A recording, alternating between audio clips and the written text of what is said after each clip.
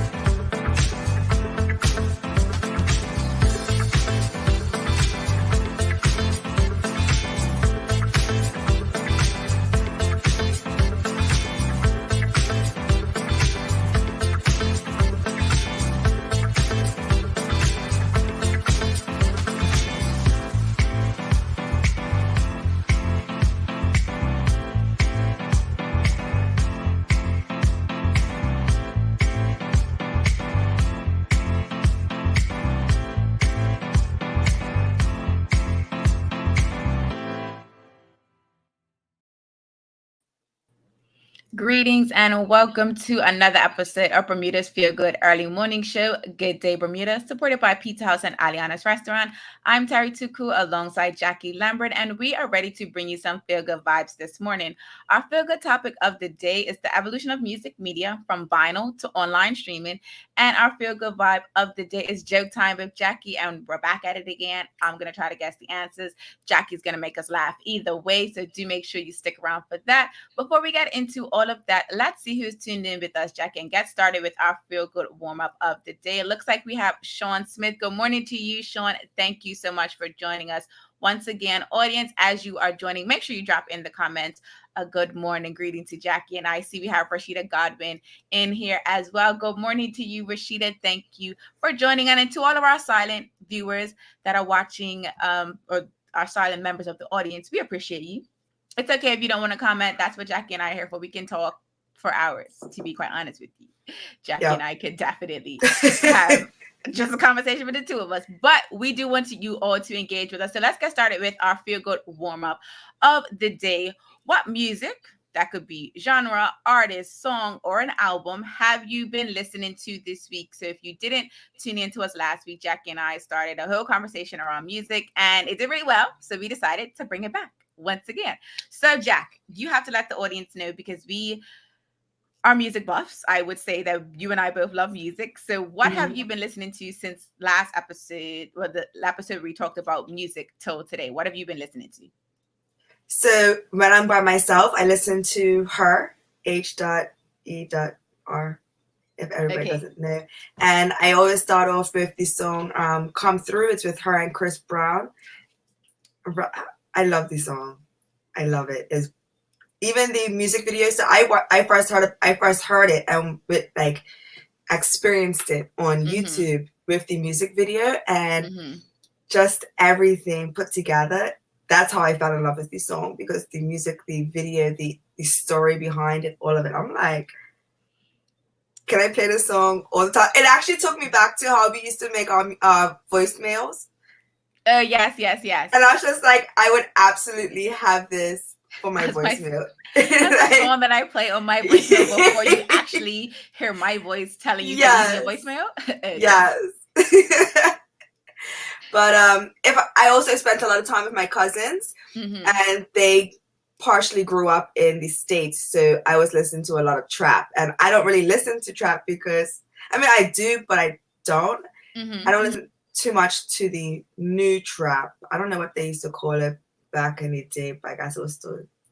It was definitely trap. If you're talking about T.I. and that, it's still trap music. Okay, so that's what I used to listen to, but I was listening to some new stuff, and I'm sitting there like, I still have to wait for the list to come through. I'm like, oh, I like this song. Who's this?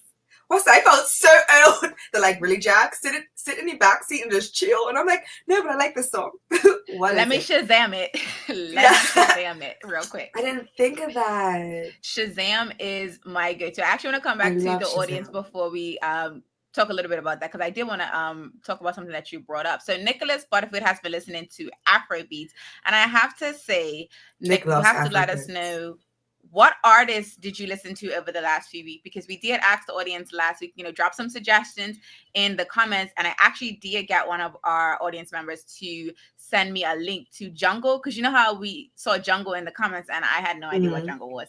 And it is a mix between dancehall, reggae, and I want to say it was like, was it ESM type music? I can't remember. Look at that. Misha, I'm terrible. I apologize. But he did send me the link that I have to forward to Jackie so that we can experience it, so we can talk about it. Because one of the things Jackie and I would like to do is go back through some of those suggestions and let you all know our thoughts on it and get the audience to let us know their thoughts on the music as well. So we will drop the link to that Jungle music. I think it's a mix he sent me. So we'll definitely try to listen to that and come back in an upcoming episode to talk about Jungle music. So if you have heard Jungle music before, let us know in the comments. Drop any links you may have so that Jackie and I can enjoy. So it looks like Nicholas has been listening to a lot of Wizkid. And I can say, sick. Okay, so the song of the summer is Essence. Like, I don't know if it just is because it was a TikTok song that it's become popular, but it's become the song of the summer. And I feel like a lot of people are just now on this Wizkid's hype, whereas people probably were like, Nick, no, that Wizkid has way more. So much.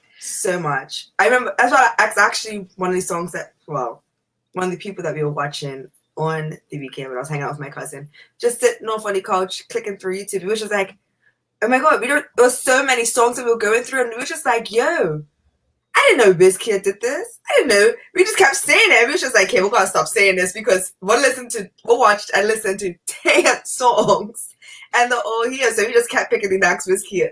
Like, did you know? Okay, trivia time. Did you know? Definitely. So I was listening to a bunch of Wizkid Afrobeats this last week. So the song that I found about a month ago now, by Davido, Shopping Through Chris Brown and Young Thug. I'm a big Young Thug fan.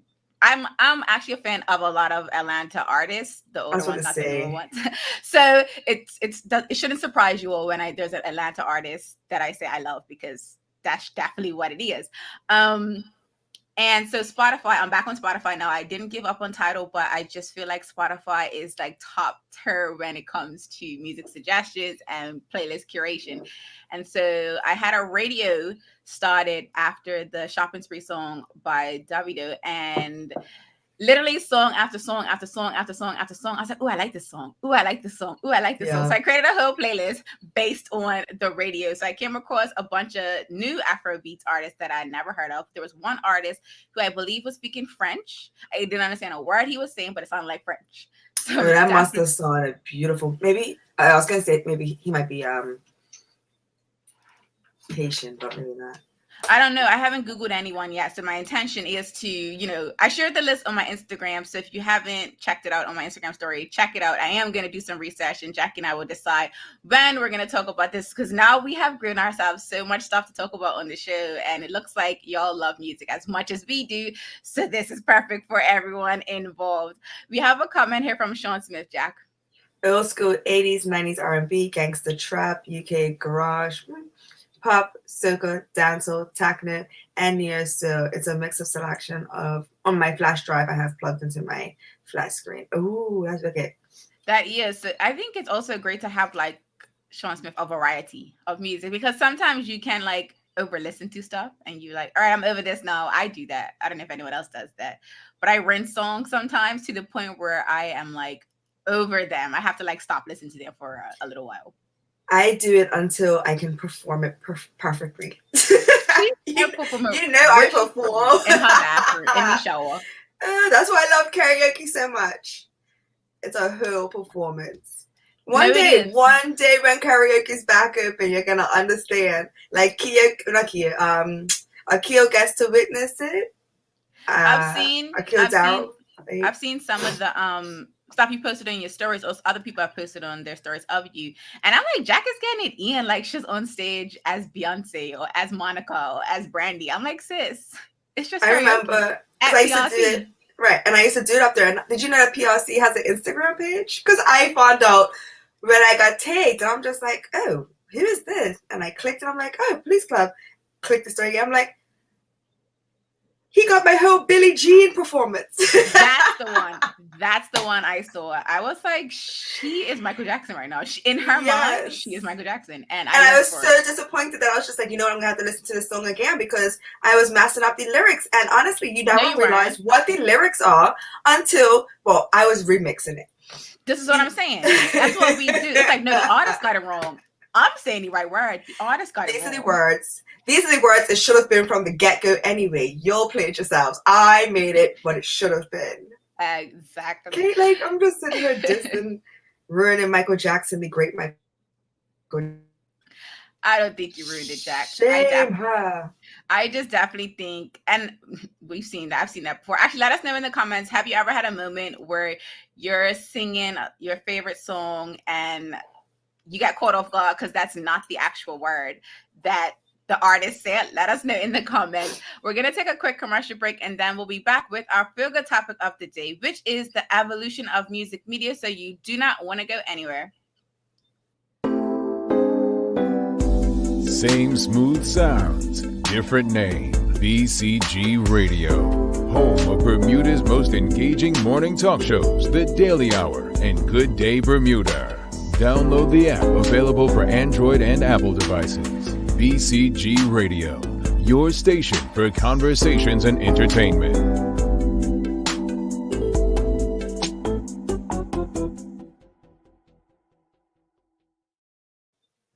Welcome back to Good Day Bermuda, supported by Pizza House and Aliana's Restaurant. I'm Terri Tuku alongside Jackie Lambert.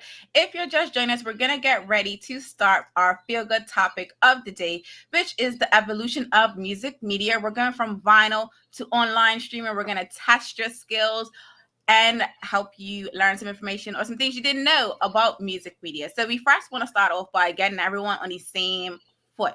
Now, when we say music media, we're talking about audio formats, and we're talking about the way that music is stored onto a device or a way for you to access music. So we're not talking all things music. We're specifically talking about media. And one of the first questions we wanted to ask, we want to take it back because when we did this episode, when we first brought up the topic around music, we had people that were talking about things like vinyl and 8-track, and Jackie and I were like, okay, the first thing we remember is cassettes. So we decided to go from the beginning and bring it as close to current as we can. So the first question we have for you all, and Jackie included, because Jackie was supposed to do some research, and one of the things about Jackie, she does like the quick research, so she might forget like 90% of the things, which is great because that just makes for a great conversation. So the first question we have for you, and we don't mind if you Google, so it's okay if you want to Google, if you want to look like you knew exactly what the answer to the question was, it's okay, but we like guesstimates. So in what century was the very first type of music medium, the 78 RPM disc, available for sale? Now, we did century so that you can, feel a little bit confident with your guess. So drop in the comments what century you think it was. And in case you don't know, centuries are the ones that start with the zeros, like, 1800s, 1900s, 2000s, things like that, Okay, cool. So Jackie, your turn. Yes, Jackie's I'm sitting here, yeah. Well, it has to be the 19s. It has to be. It has to be. And why would you say it has to be? Because the 1800s, there weren't nothing like that. I feel like this was an easy one, and it can't be the 2000s because we was well into it at that point because we're born in 1988 and 89. So I'm going to go with the 19s. And so we do have to say, when we talk about the centuries, you know how they do, like, they plus up? So, like, for the 1900s, it's really the 1901 to the end of that? It's like the 1900s, whereas the 1800s, I guess, would be the century before that. According to the resource that we found, which actually, let me get the resource for you all. Actually, the resource was is a website called lander.com that shared the music formats with us. Carmen Mitchell says the 1800s and Jackie said the 1900s. And it's really interesting because the actual year is 1894. But that's technically the 1900s, which I think is so annoying. Or the 19th century. The 19th century. That's what it is. They do plus up for the century, but it's actually the 1800s. So you're both right. I will give it to you. We'll give it to the both of you. There's no prizes, guys. This is just all for fun information. So complicated. I do have to ask you, Terri, because maybe it's just me, but every time you come back from commercial, you always say, welcome back. And I want to know if you sing this song in your head. Welcome back. Yes, well, every time you do it, I come back, I want to sing it because I'm like... I actually don't, and no, I think I will. You will. I'm not alone anymore, guys. I absolutely will probably do that. And so just to give some more context around the 19th century / 1800s. So like I mentioned, it was in 1894. It was by Emily Berliner, and that's actually a man. His company was the United States Gramophone Company, and they're credited with creating the first type of music medium, which is the 78 RPM disc, and making it available for commercial sale. I think before that it was available, but it wasn't for like, you know, the average Joe could just go out there and pick it up. It was in 1894 that it became like commercially available. So it looks like, you know, we're learning some things, y'all. Let us know in the comments if there's anything that you learned from our conversation today, because Jacky and I, we have a bunch of questions and we're probably going to end up going off on a tangent because that's one thing that Jacky and I do. And we love when you guys come into the conversation because you help us have like so many light bulb moments that we were not prepared for.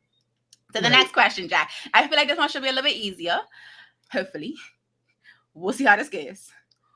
Audience and Jacky, what does LP stand for? No, like we said, well, Jacky can't Google because she's on the show, but y'all that are in the audience can Google and find out what LP stands for if your first guess you feel like is not the best guess. So let us know, Jacky, what you think. Actually, I'm gonna give you some time. I'm gonna let you think about it. I'm gonna let you marinate. No, I feel like me right off the top of my head, it sounds funny, but I feel like it might be right. Okay, go for it. You can guess. I don't know anymore. Okay, long play, lasting play, something play. Something play. Okay, we're gonna give the audience a moment to answer. Let us know in the comments what you believe LP stands for. And I want to say good morning to Anika DeShields. Thank you for joining us. She actually commented on our Instagram live video from last night. So if you didn't know, while we're waiting for y'all to drop your comments on what you think LP stands for, last night Jacky and I went live on Instagram to do a quick sneak peek into today's episode. So if you do follow us on Instagram, or if you don't yet follow us on Instagram, make sure you follow us. I'll bring our handles up so that you can know where to follow Jacky and I, or where to find Jacky and I on Instagram. And tonight we'll be going live once again, quick 15-minute live to just give you a little sneak peek into tomorrow's episode. So if you kind of want to get yourself ready for tomorrow's episode, make sure you check out Jacky and I on Instagram tonight at 8:30. So I see we have some responses. Jack, you said long play or latest play, right? For LP. And now I'm thinking of like something with loading. No, you're done. That's it. You're done. Like you can't. It's one and done. One answer. Oh my God, this is horrible. That's how we're doing it now. It's one answer and we're done. So it looks like Sean Smith also guessed long play. He's at question mark. And Carmen Mitchell Jones. Okay, so it has to be right. So the answer is yes, long play. It was Columbia Records. They are credited as producing the very first vinyl LP record, and the year was 1948. That also comes from the lander.com website. If you want to get a little bit more information around everything that we're talking about today, we will drop the links to the websites in the comments so that you can have them on Facebook and YouTube. And for our tweets, I believe it goes to Twitter as well. If it doesn't, we'll just repost it to the timeline so that you can do a little bit more research on your own. If there's anything that you find interesting from our convo today, let us know in the comments. All right, Jack, we got another one for him and yourself. What was the maximum capacity per side for the LP records? Now, LP is long play, so it's not like, you know, a 30-second thing. It's not even a minute thing. Best guess, first answers only, first thing that comes to your mind. When I say capacity, I'm talking about minutes. So how long was each side of an LP record? Let us know in the comments. We're going to give Jack a little bit of time to think about her best guess. She's probably trying to Google, you guys, and I think that's just cheating. But it's okay because I'm giving you guys the option to cheat as well. She put her hand up. It could be in her lap, but it's okay. It's okay, Jacky. It's okay. My phone sits in front of me.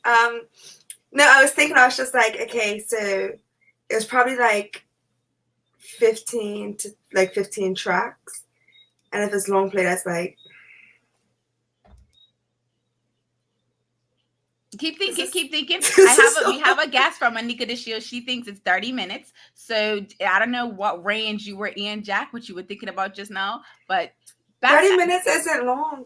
First guess. First number that comes to your mind. This is going to sound so dumb. We want to hear it. We are here for it. We're talking about the evolution of music media. Where do you think like they an started? hour? Like an hour. Okay, so Jack is saying 60 minutes. We have Anika Deshields with 30 minutes. I see we have another guest from Sean Smith. He says about 60 minutes on each side. So that would be like a 2 hour. Yeah, I'm good with that. Okay, so we have Anika Deshields. She also says, yes, 30 minutes. Because I forgot each side. For her side. Right, it's double size, guys. Yeah. And then Carmen Mitchell-Jones says, depending on the grooves, 20 to 30 minutes. So I actually think it's very interesting that y'all think LP long play is 30 minutes and 60 minutes, because that definitely connects with long. It connects with that. It is actually shorter. It's very interesting that y'all thought that 30 minutes was like long play. The actual maximum capacity per side for the LP records was 23 minutes per side. So Carmen Mitchell-Jones, you had the closest guess, 23 minutes. Yeah, imagine that, like 23 So I'm going to have to get it. out the shower to start it in, because my showers are longer than 23 minutes. Or wet, like. And try not to get water on your LP record. Like, I don't even think you should be getting water on a vinyl record. No. You absolutely shouldn't. So imagine back in that day, like, so that's how you timed your shower. If you were taking more than one side of the record, you're in there too long. You need to get out. I should know this. It's like, isn't in every old school like action movie where they're like setting off bombs, they usually use a vinyl record to like start the domino effect. I should know this stuff. We should, but listen, that's what today's episode is all about. We're going through the evolution of music media if you're just joining us. And so we're talking about all things music media, audio formats, music storage, from vinyl to online streaming. We've asked a few questions of Jacky and the audience. It's really just about us learning information about something that we probably engage with every single day. So the next one is actually an image. So I'm going to show you all this image, and I want you to guess what, hold on, let me get the screen up so that I can show that first. So here is the image, and what my question is for you is, what medium is known as the first thing to resemble the modern cassette player? So this image right here is what resembles the very first cassette player, or the modern day cassette player. So I guess you could call this the very first cassette player. So let us know in the comments what you think this is called. And I want you to be as crazy as you can be with your guess. I really thought that I had seen it all when it came to music and when it came to all things back in the day. And when I came across this, I was like, no one's gonna get this. So we're definitely, but if you look closely at the image, there's kind of a hint on the actual device. So let us know in the comments. And if you are like, okay, Terri, that's just team too much, let us know in the comments and I will definitely give you the answer. But I really want to see if someone gets this, even if they Google it. I just feel like this is one of those things that your great grandparent had. And they were like, I remember when I used to listen to my music on this. The fact that it's the best thing rocking. Like, you have to. So I have to be honest, the first thing that came to my mind when I saw this was, I thought this was a defibrillator. Not a defibrillator, but I was just like, here's life what we're saving the people that do not enjoy music. So it looks like that plays a cassette tape. Oh, tape recorder? Well, Carmen Mitchell is guessing a tape recorder. She said, Monica Dunstan says her granny had an 8-track player, but it didn't look like that, so she has no idea. LOL. And Anika said fail. So I'm just definitely going to share with y'all what it is, because I knew it would be difficult because none of us have ever seen this before in our lives. The name of this device is a taphophone. So if you look on the left or the screen, it says taffy. Okay. Taphophone. But apparently this medium was the first thing to resemble the modern day cassette player. So our cassette players were built or redeveloped from this particular device. So shout out to, I can't remember who developed this, but it was definitely one of those things like ain't nobody seen that before a day in their life, and it is what it is. It looks like you have some support, Jacky, from Shortsmith. He said, y'all 3 for 3. Y'all were both like, whose life are we saving? So we're talking music, Terri. I know music saves lives and it brings us together and stuff, but what is that? What are those?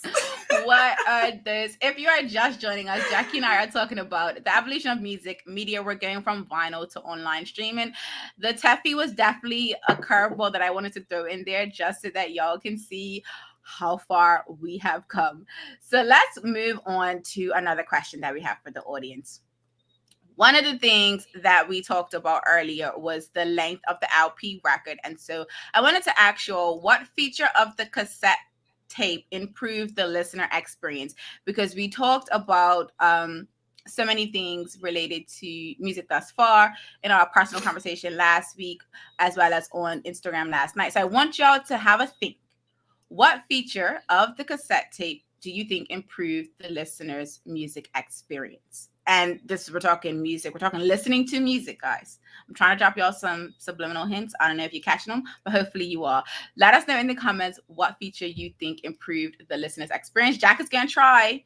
And I don't know, we're not even keeping score for Jacky today, y'all. We're not even going to keep score for this. This is really just a little fun. I have to say, it's going to sound like ridiculous, but I'd have to say the evolution of cars, because now I can play it in my car and keep it moving. That's an interesting one. I'm going to have to like spin it a little bit and be like, you know what? I can walk around with it. I can go for a drive and you just pop it in and press play. So I love these comments that we have coming in. So Sean Smith says headphone bass. So he thinks the feature that was added was, giving us that bass. And we had the cassette tape. Monica Dunstan says the rewind. That's an interesting one. That's actually pretty interesting. And then Carmen Mitchell-Jones says the portability of the tape. So as you're joining us, go ahead and let us know your answers to this question. I can say that in doing this research, one of the things that I realized that I take a lot of things for granted that feels so natural, that feels so commonplace, because Jacky and I probably started with the cassette tape player, the Walkman. And look, that's actually what Anika DeShield says, Walkman with bass. And some of these things I just didn't really think about. It's like, it is what it is. Like, I'm just used to it. Like, this is normal. This is commonplace. So it's actually interesting that none of y'all guessed what feature actually improved the listener experience. And the answer is, I thought y'all would have got it. More space? Yes. It's I still got time. Audio storage capacity. So if you were just joining us, when I asked the question around, what was the maximum capacity for the LP records per side? And the answer was 23. And the feature that improved the listener experience was longer audio storage. We went from 23 minutes to 45 minutes. So not quite the 60 minutes that I believe yourself and Sean Smith thought it would have been. It was actually only 45 minutes, which is actually sustainably longer, especially when you're thinking about, Jack is shower time. Apparently it's over 23 minutes. Maybe it's less than 45 minutes. Disgusting. Honestly, it's disgusting. If you are just joining us, Jacky and I are talking about the evolution of music media from vinyl to online streaming. Do make sure you drop in the comments your answers to some of these questions. Actually, not some, all of these questions, because that is what today's show is all about. We hope you are learning some things that are new as far as it relates to music media. Let us know in the comments if you have learned anything new so far, or if some of these answers you feel like, I kind of knew that, but I wanted to test you guys. It's okay if you want to pretend that you knew. It's okay. We get it. Next question, Jack. New. Everything is new, right? Next question, Jack. This one should be easy, I think. I hope. Which was first, the cassette tape or the 8-track? And I don't know if this is... Which was first? The chicken or the egg? I don't know if it's one of those type of questions. Like, I really don't know, but I hope it's not. But maybe it is. We'll see. We'll see when y'all answer. So, first, the cassette. The first thing that you think was first. The cassette. All right. So I see we have some responses. Monica Dunstan is saying 8-track. So is Anika DeShields. I mean, she said her granny had it. So yeah, the 8-track. So is Sean Smith, and I think Janae is also saying 8-track. And I think Jackie, she said, Janae, yeah, she meant 8. Yeah, we got it. We got you, Janae. It's okay. We figured that might have been a little typo. Sometimes, the keyboard does a little thing on us sometimes, so we get it. Carmen Richard says 8-track, but there was also a 4-track. And Jackie guessed cassette. She was the lone soldier out there guessing cassette. And it looks like Jackie stumped you out. Jackie got it right. So according to our resources, the cassettes were invented by the Philips Company in 1962-1963, and they were introduced to Europe at the Berlin Radio Show. The 8-track was created in 1964 by a consortium led by Bill Lear of Learjet Corporation, as well as Ampex, Ford Motor Company, General Motors, Motorola, and RCA Victor Records, which became RCA Radio Corporation of America. And so... That's a mouthful. It was a mouthful, but I wanted to give you guys that backstory because I was actually surprised. My initial thought was 8-track. I was like, it's got to be the 8-track. That's so old. I don't even think I've never seen an 8-track like to use. I've seen it like in pictures, but I've never seen it to like plug it in and press play. And I thought that was interesting that the cassette was actually invented and introduced before the 8-track. So it was surprising. However, I did read in the research that they were kind of both developed around the same time. Like, so the idea for both of them started around the same time. The cassette just was released first. So the cassette beat the 8-track. Very interested. I think was it Monica? She mentioned something about a 4-track, which I didn't notice in my research. Carmen. But I definitely Carmen. My apologies, Carmen. Yeah, I definitely wanted to check that because that was interesting. I never heard of a 4-track, which I guess that's like 50 Cent. Bitty bub. That's my corny joke for the day. Not as I'm drinking. That was my corny joke of the day. So it looks like Anika DeShields says she had a Walkman 8-track player. So she had best of both worlds. Anika was over there just living her best life, trying to like make sure she covered both sides of the coins. And I live for it. I am living. So Jack, I got another question for y'all. Okay. And I'm very interested to see what y'all guess for this one. So, question. What technology do CDs, DVDs, and Blu-rays have in common? Now, you got to do a little bit of critical thinking here. What do these 3 things have in common? They can all be played on a PlayStation 2. A PlayStation 2, not one, guys. And a 1, but specifically a 2. Okay, I'm not even a PlayStation. I had a PlayStation 1 and 2, and when my mom used to be like, go to your room, and I'm like, okay. And I'd have my TV to play DVDs with my PlayStation 1, and my PlayStation 2, and then I'll play my games on my PlayStation 1, rather than PlayStation 1 or PlayStation 2. They can play on the PlayStation 1 still. So, but Jackie's answer was PlayStation, guys. For the record, it's always the first thing that she says. It's never the second thing that she says. Never, so okay? It's always the joke and never the logical sentence. Okay? It's always the joke, okay? Just so you guys know the level playing field that you are playing at, that's how this works. It's definitely the first answer. So we have some answers coming in. Monica Dunstan is saying a laser. Carmen is saying a laser as well. And Sean Smith is also on the joke tip. He says they are flat and silver. Oh, so the answer, Carmen and Monica both got it right. It was laser disc technology, and it was very interesting when you think about it because they basically were developed off of each other, right? The CD came first, then DVD and Blu-ray were basically next. And what the Laserdisc technology is, it's a home video format, and it was first commercially designed. It is the first commercial optical disc storage medium. So basically the idea of the disc, like the CD disc, not necessarily the cassette tape, the 8-track. I think the the grandfather of the CD would be the vinyl. So just a little bit of, background information about that. And another fun fact about CDs, DVDs, and Blu-rays is that this type of technology, the Laserdisc technology, was sold and marketed as MCA DiscoVision in 1978. So that's around the time when this first came out. So shout outs to the people that created this technology, because we are enjoying them still to this day, and we talk about them. I think for Jacky and I's generation, CDs are now old. Like CDs and DVDs are now like the thing that you would have as like a collector's item, which I think for me it's more of the CD case, like the insert that we used to get. That for me is more of a collectible than probably the CD, because I would just stream it. But so it goes. I still have some DVDs that I keep around, but they're Disney.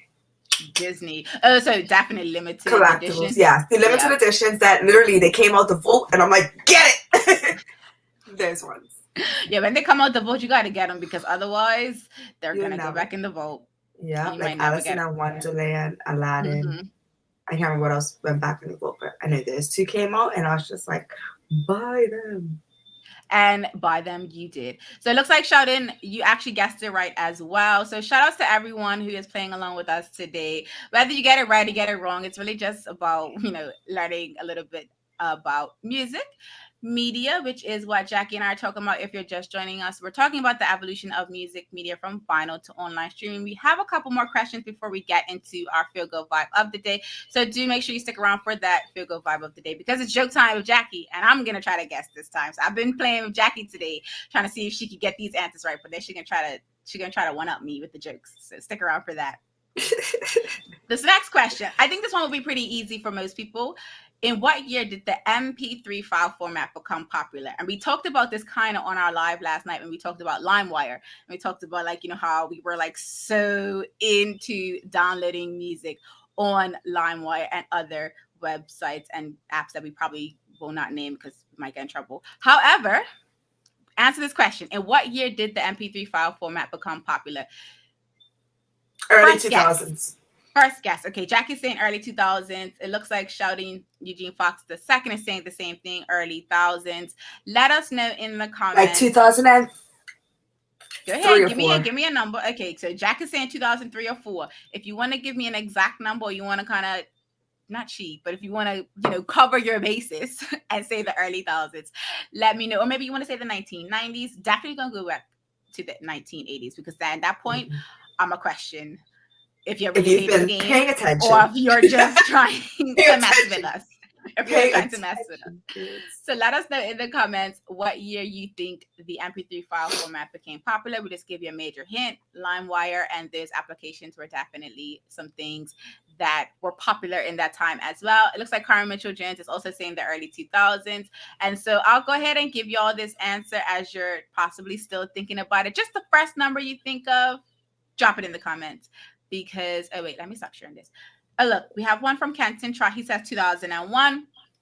Feel free to keep dropping your answers, and I'm gonna give y'all the answer. Oh wait, look, Sean Smith says I will say the 90s. All right, so we have someone who's not in the 2000s, which I was actually kind of waiting for. I would see someone else would go against the grain, go against the rest of you. The answer. But wait, how are we categorizing? I'm shaking. The 90s. Remember the 90s conversation? Like, how are we categorizing this? Because I thought I was in the 90s, maybe, but apparently I'm not. You're absolutely not. But as we move, the answer to this, which I find interesting, is 1999. That is when it was actually originally developed in the early 80s by researcher, I'm not going to pronounce his name correctly, but we're going to say Carl Brandenburg, and it was introduced to the mainstream in 1992, but it became popular on the turn of the new millennium. So the 1999 was the year. So I'm still right. You know why? Because Bermuda gets everything late. So technically, see, look at Jacky Jacky trying to give herself a point. And we had a answer from Anika. She said 1998-ish, which we'll give it to definitely Sean Smith and Anika DeShields. Jacky, She didn't have it. We had one more question, but we're running out of time, so we'll go ahead and we'll ask that on our social media. So if you're not already following us on Instagram, Facebook, Twitter, and we'll probably put up on, we'll try to figure out how to put up on YouTube, but make sure you follow us on definitely Instagram and Twitter, because that's where we'll post it up. Jackie, it's joke time. I'm ready. I'm going to guess the best I can, because I've definitely put you through the paces today. So I feel like it's my turn. But I feel like you can get this one so easily. What do you call it when Batman skips church? When Batman skips church? A Robin Hood? Christian Bale. Christian Bale. I actually don't know Batman's name. That's interesting. Still funny to me. Sips tea. What did the red light say to the green light? You're it? Don't look, I'm changing. That one was good. I love that one. I hope you're not going to get this one, but I'm still going to say I'm not, anyway. but I'm going to try. Okay. What do you get it? You are? Okay, I'm going to get it. No, I'm not going to do that one. Okay, what do you call a royal goat wearing denim? A royal goat wearing denim. Sir Billy Goat. Billie Jean King. That was hilarious. Audience, as always, make sure you hit a reaction if you found Jackie's jokes funny. If you found my responses funny, because some of those I was really trying. I was definitely grasping at straws. As always, we hope that this good vibe of the day has you ready to make it a great one. Thank you so much for watching this episode of Good Day Bermuda, supported by Pizza House and Aliana's Restaurant. I'm Terri Tuku alongside Jackie Lambert. We trust we'll see you tomorrow for another feel-good conversation. Until the next episode, peace and have a good day, Bermuda.